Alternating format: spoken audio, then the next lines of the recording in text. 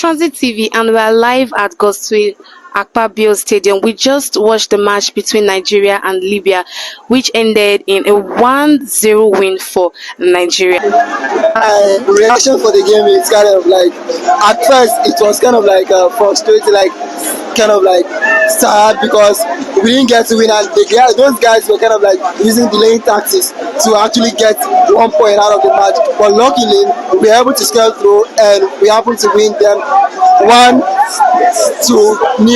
So I'm super excited that we're able to pull through, winning 1-0.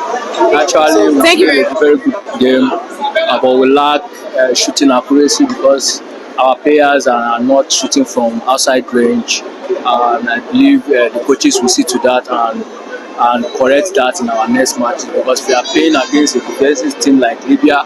They should be able to shoot from wide range and get a result. But at the end, we got the results. The tactics the Nigerian coaches want to play, we actually got it, and we are Nigeria. here. We got the I'm here with Victor from Transit TV. I'm Isemwa from Transit TV.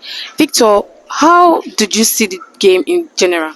Well, it's what I expected after being in the press conference and hearing from the Libyan coach. He gave a lot of praises to the Nigerian team generally and the Nigerian players. So I just knew he was going to soak up and lock up, and that's what just happened in today's game. And the Nigerian players, the Nigerian team, tried their best to see if they can create a goal, get a chance, and score a goal. But it was just one opportunity that came for us, and we got it in the back of the net.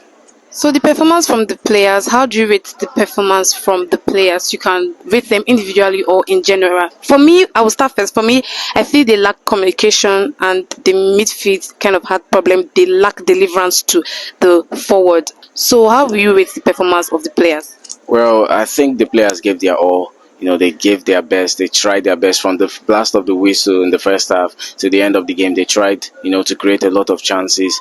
But the thing is, just like you said, the midfield is not actually working, and I share the same sentiments. This midfield, there's no connectivity between the midfield and then those going up front. So I think the coach, August Negro, had to depend on the wings, and, the wings could not work. They were doing a lot of dribblings, on the right and on the left, but could not create anything tangible. So for me, we were lucky to have gotten that goal, and you have to give all credit to the Libyan side as well. They were really, really good defensively.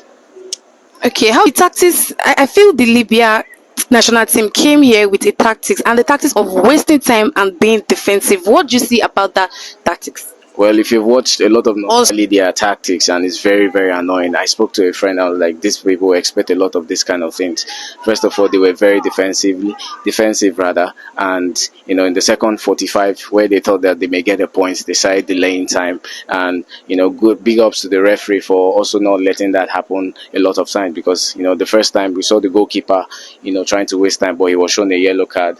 But all in all, I think it was wasted effort because their plan did not work out, and the Super Eagles won against the Libyans. So it's to focus on the next leg after today.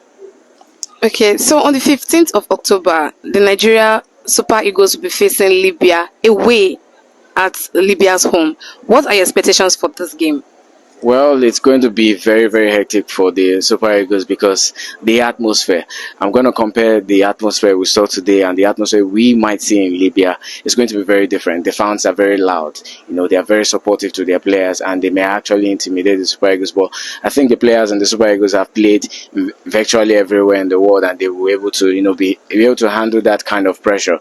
But it's going to be really difficult because the Libyans are at home, and it's their turf. They're familiar with everything. They have the home support. So it's going to be really, really a big. If we win that particular game, we automatically qualify to the African Cup of Nations in 2025. But I don't see the Super Eagles winning that particular one because we have to give credit to the Libyan sides. They were very, very good defensively. I think August Nebaba has to, sort out his tactical, options to see whether, we can actually play better in the next leg. Thank you very much, Victor. Currently, the Nigeria Super Eagles are at the top of the table with 6 points, and the Libya team are at the bottom of the group table with just 1 point. So we look forward to their next game, maybe, just maybe, the Libya team can get a point from their game with Nigeria away in Libya. Maybe we could be in Libya to cover that one for Transit TV. Maybe. Thank you very much. Keep watching Transit TV. All right. Bye. Keep watching Transit TV.